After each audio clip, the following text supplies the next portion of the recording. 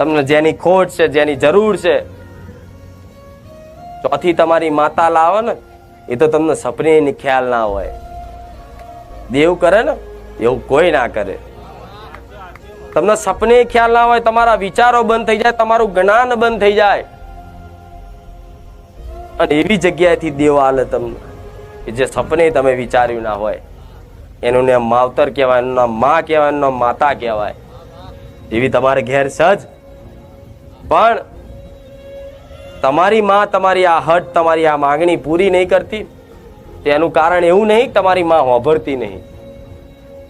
હોભરે છે ને?